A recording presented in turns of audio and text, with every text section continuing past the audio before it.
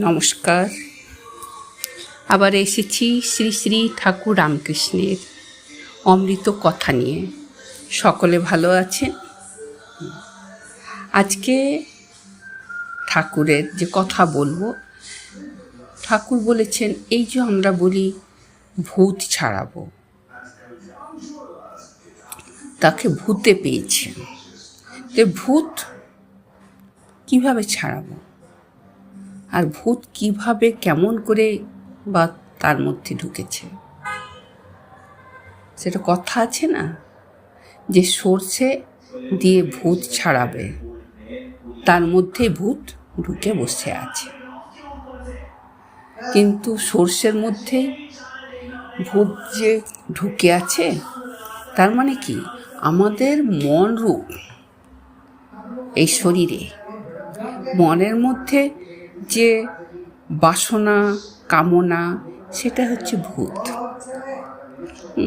তো যে সাধন ভজন করব, তখনই সেই মনের ওই যে কামনা বাসনা সেগুলো ত্যাগ করতে হবে, তবেই মনের ভূত ছাড়বে। না হলে ওই রকম আমাদের ভূত ছাড়ানো যাবে না। যে সর্ষে দিয়ে ভূত ছাড়াবো, সেই সর্ষের মধ্যেই ভূত আছে। আমার মনেই যদি ভূতের বাস, তাহলে কি করে তাকে ছাড়াবো?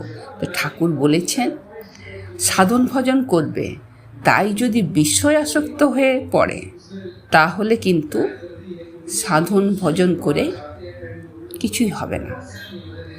মন মুখ এক করাই হচ্ছে প্রকৃত সাধন। নতুবা মুখে বলছি হে ভগবান, হে ভগবান, তুমি আমার সর্বস্ব ধন, এবং মনে বিষয়কেই সর্বস্ব জেনে বসে আছি। এইরূপ লোকের সকল সাধনাই বিফল হয়। তাহলে যদি মনে আমার সব ঠিক থাকে, তাহলে ভূত আর থাকে না। তাহলে আমাদের সাধন ভূত থাকবে, মনের মধ্যে ভক্তি ভূত থাকবে। ধন্যবাদ। আমার ভিডিও শেষ পর্যন্ত দেখার অনুরোধ রইল। লাইক কমেন্ট করবেন, সাবস্ক্রাইব করে দেবেন।